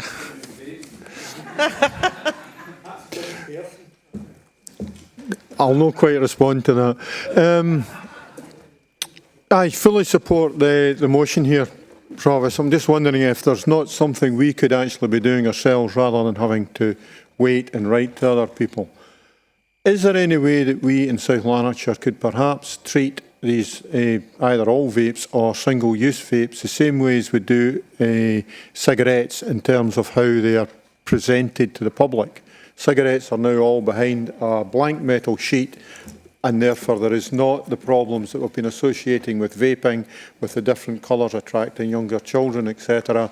And that is that something we could do off our own back to help here, or is it not? I think that was national legislation that yeah, but can we do it locally for vaping? Put the cigarettes behind barriers, yeah. The reduction in advertising about it. And I think there are discussions going on at a national level. In fact, across the whole of the UK, there's been quite a bit on the television recently regarding vaping, and particularly since there's been these vapes that Councillor Razak spoke about, where there's actually damage to young people if they're given them. I think, I mean, I can ask Geraldine what she thinks, but I do think it would require legislation from one government or another. Geraldine? It's not included in the legislation currently, and it's not something we could introduce. As you know yourself, even to try and get a bylaw passed, it takes months. So my understanding is that there is already, governments are looking at this, so national legislation is likely to come quicker. Yep. Okay. Yeah, I think it is a matter of urgency. I mean, it has been really highlighted in the television recently, and hopefully they'll bring something forward about that. There's always been this debate about what the long-term use of vapes is going to be. We don't have the statistics or the health information to show that, what people are going to experience 20 years down the line, the way we have with cigarettes. So hopefully that will come forward in the not-too-distant future. Councillor Razak. Thank you, Chair. In answer to Councillor Allison's request, it was a cross-party group's been set up in Westminster, and it is in order to tackle this. The reason I know that is because I'm part of it. I've been taking part in the work being done there. But we are talking about practical solutions, and the practical solution for the council would be maybe to install vape bins along with bins. And that way it would be a safe way for people to dispose of vapes, and then it can be treated as an electrical product and not as a general use product. So I think the recommendation I would have is to install vape bins along with the bins where the bins are, and that way it would be helpful for the people to dispose of them properly rather than in general waste. David, would you like to respond to that? Thank you very much, Chair. Thank you very much, Councillor Razak. So within Community Enterprise Resources, we're currently looking at a review of waste at the moment. So it's something that we can look into a bit more detail. But any bins, there's a lot of infrastructure that sits behind the kind of picking up and such like other bins. But it's certainly something we can incorporate into a review. It could be something that maybe worth considering piloting in certain areas. I was disappointed to hear that vapes only last a day. I was disappointed because I realised there was a battery in them, which I don't know if a lot of people are aware of. And obviously disposal of batteries is a whole different matter. You see disposable boxes in supermarkets, etc. but there could be a fire risk with these vapes. So that's good, David, that you'll be able to look at with the resource reviewing waste anyway. Thank you. Anything else, Councillor Razak? Apologies, Chair. I was going to also say that, thank you, David, for that. It's a lithium battery in it, and when it's in general waste, it does cause fires when it's getting compacted, and that's where the problem is. That's why it would be better to have a separate bin for them. I could also say that we've got, well, hopefully we have a deposit return scheme kicking in, and we do need to make allowances for that for our bins as well, because we're going to have an increase in littering if we have people putting cans and bottles into the bins and others taking them out because there's a value to them, and they'll just empty the bin onto the street. That's been an issue abroad where deposit return schemes been in place, and I have mentioned this before. So while we're working on that, we should really be working on the containers, and the practical solution is just to have a shelf or some form of a enclosed space and just put the cans and bottles, liquid bottles, in there, and that way it'll stop the littering, people, you know, emptying the bins out. David Booth. Thank you very much, Chair. Thank you, Councillor Razak. Yeah, again, the implications of the deposit response and its implementation is also incorporated into our review at the moment as well. As you know, that has been delayed, and we're awaiting further information as to when it is likely to be implemented and what the implications will be as a result of that. Thanks. Thank you. Some of us are old enough in here to remember collecting the iron brew bottles, and it was a great addition to the pocket money every week, so I'm quite sure that the young people today would see that opportunity, and your point regarding emptying bins is probably quite a good one. I see a lot of crows emptying bins as well, but I don't think they're after the deposit return scheme. Councillor Brown. To summate, Provost, if that's okay. Yes, thank you. This has been a very interesting debate, and I think it's shown probably some of the wider issues that lie behind this, and I'm grateful to everyone for their contributions. I'd like to make a number of points, if I may. First of all, on your own comment about the risk of fires, there's actually a line in the motion about that, which talks about the damaged batteries and the fires that there have been. There's a history of this across the UK, not least what I understand was quite a big fire at the Altons recycling plant in Aberdeen, possibly linked to this matter as well. So there's an issue there, and that obviously feeds into how you dispose of them and get rid of them.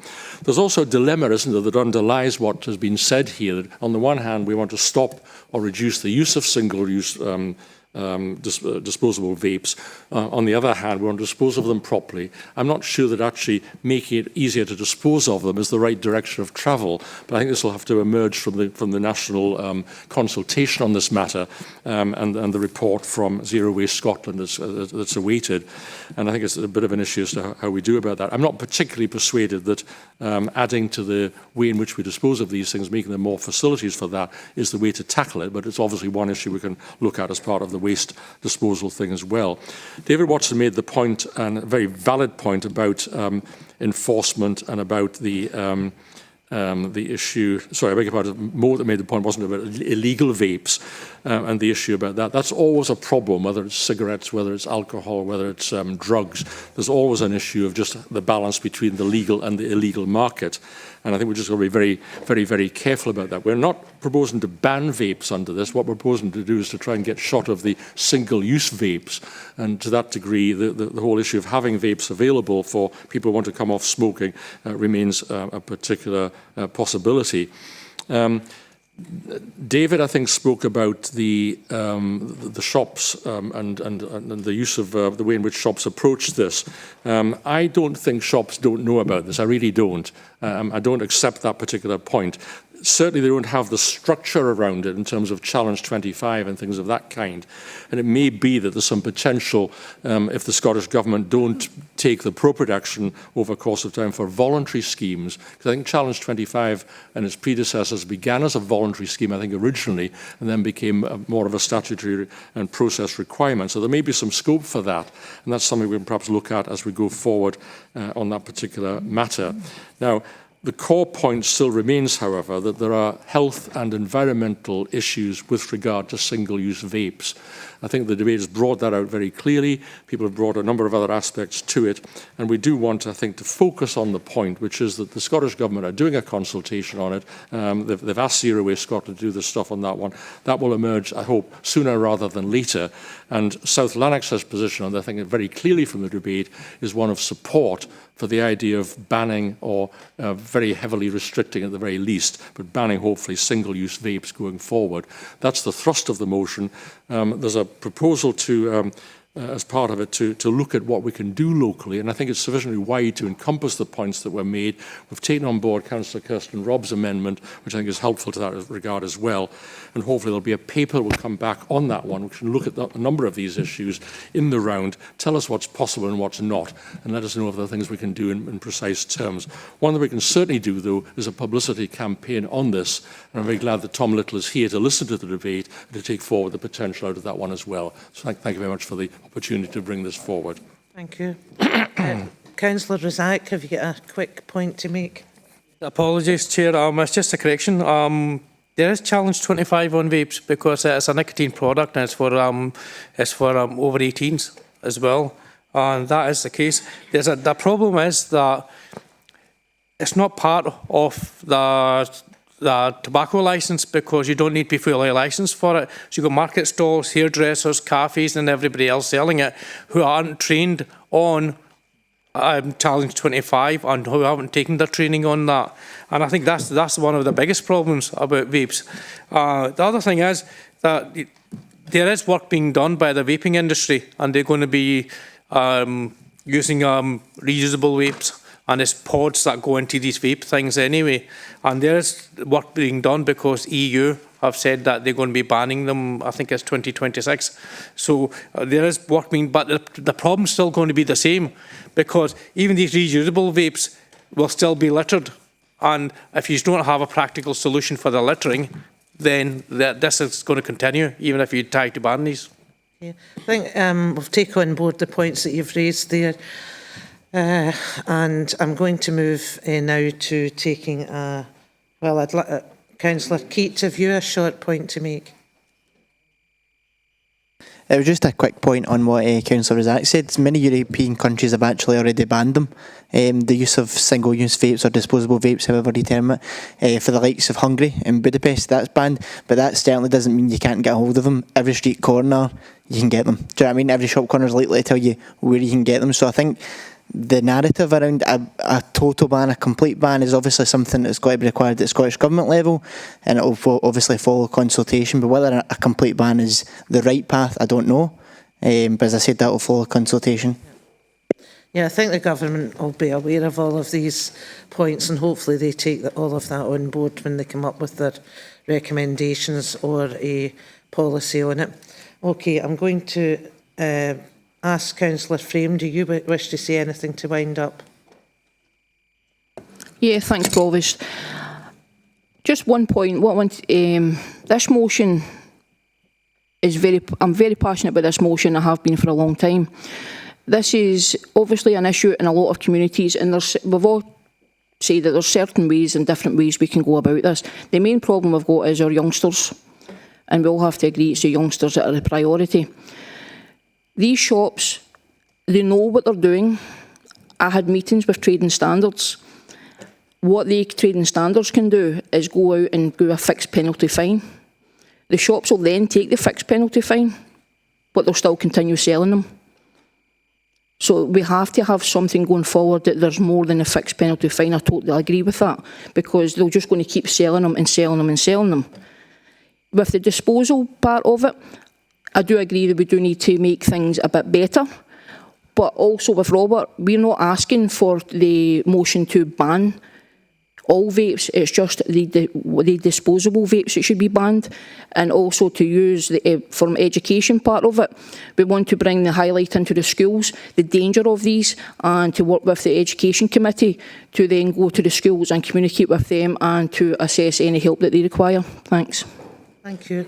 Okay, can I ask, do we agree the motion? Thank you. Okay, Let me see where we are now. We're moving on to item 7, and it's the motion Women Against State Pension Injustice, WASPI, and Councillor Nugent is going to speak to her motion. Can I confirm that Councillor Kalikis seconds the motion? Thank you. Okay, Councillor Nugent. Thank you, Provost. I'd like to begin by providing an update that has occurred since this motion was submitted. Colleagues may be aware that the Court has now ordered that the Parliamentary and Health Service Ombudsman Stage 2 report be quashed, meaning that the Ombudsman reconsideration process will now proceed. Given that one WASPI woman dies every 13 minutes waiting for justice, I'm sure you'll agree that this process needs to be done fairly and quickly. The WASPI campaign will be pressing for the Ombudsman to complete his investigation in a way that is as rapid as possible, but also thorough and fair. WASPI has outlined the 10 steps it wants the Ombudsman to follow to conclude the matter, asking him to complete the investigation with a sense of urgency, clearly and correctly identify when maladministration began, clearly and correctly identify when maladministration ended, reach a sound conclusion on what would have happened if women had been correctly notified of the changes to their state pension age, make realistic findings on direct financial losses, look at the lost opportunities for women to make different financial decisions, properly consider the distress, anger and hurt of those affected, take account of varying impacts based on circumstances, reach conclusions in a fair manner, including consultation with WASPI, make compensation recommendations that are fair, fast and straightforward. The true figure of women affected by this injustice may never be known. It is estimated that 3.8 million women have been impacted in total. Here in South Lanarkshire, 14,370 women have been affected. In my home constituency of Rutherglen and Hamilton West, it's roughly 5,100 women.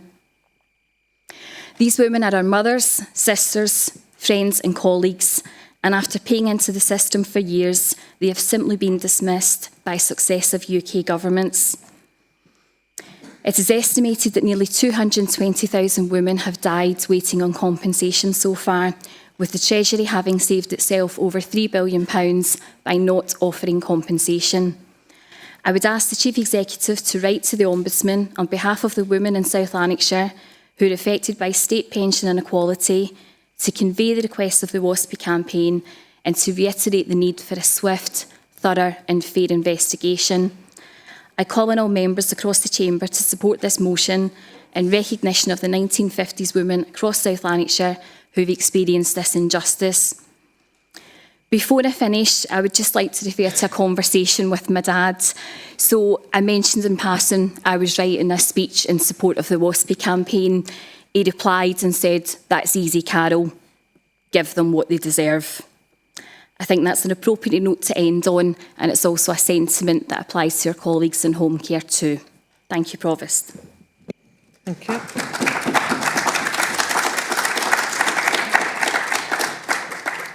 Councillor Lindsay Hamilton.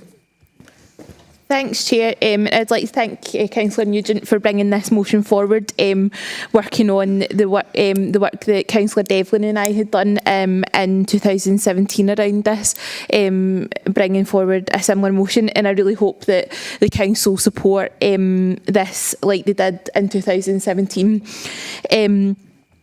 The injustices these women have faced over these many, many years is a disgrace. Many of them only... there's actually women in this room sitting that found out late that they weren't getting their pension. My mother-in-law shouldn't be working just now and is having to work because of it. So I think that going for this is a really good point, and I'm really pleased to hear about the update that Carol gave us there. It really does have to be resolved soon. As I said, in 2017 we brought forward a motion. I worked for an MP at the time who did loads of work in Rutherglen and Hamilton West around this, and it's not the arguments are still the same. People have died waiting for this, and it's just not acceptable. I'd also like to mention the work that local groups are doing in terms of this, local women who are standing up for their right. They're keeping this campaign alive, and they're doing an absolutely fantastic job of doing it. So solidarity with these women, and I really, really hope that this gets resolved really quickly. Thank you. Thank you. Okay, colleagues, can we agree the motion? Don't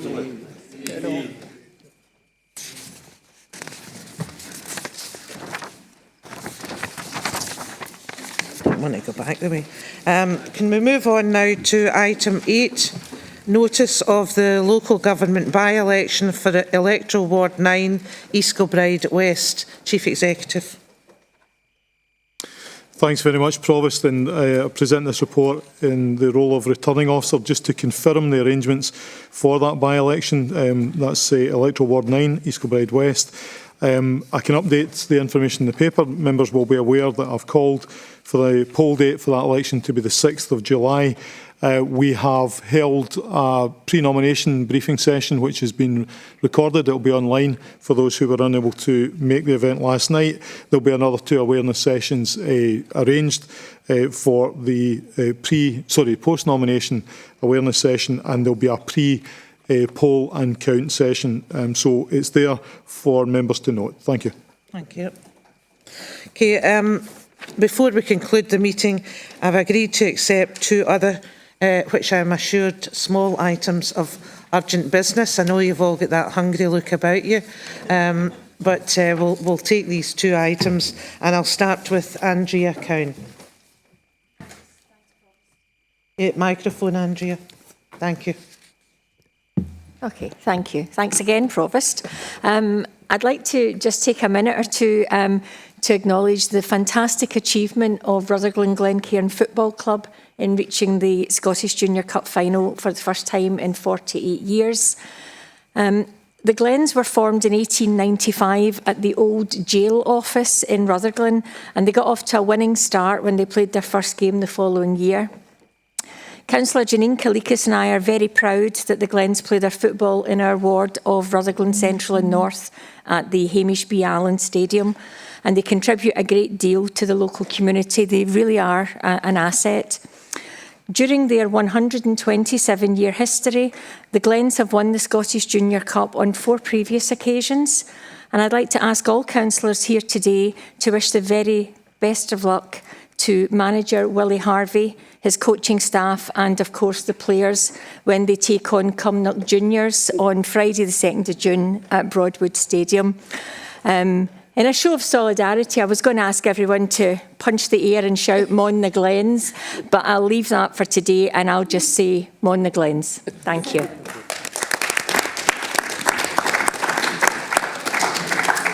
Okay, our second item is from Councillor Alec Allison.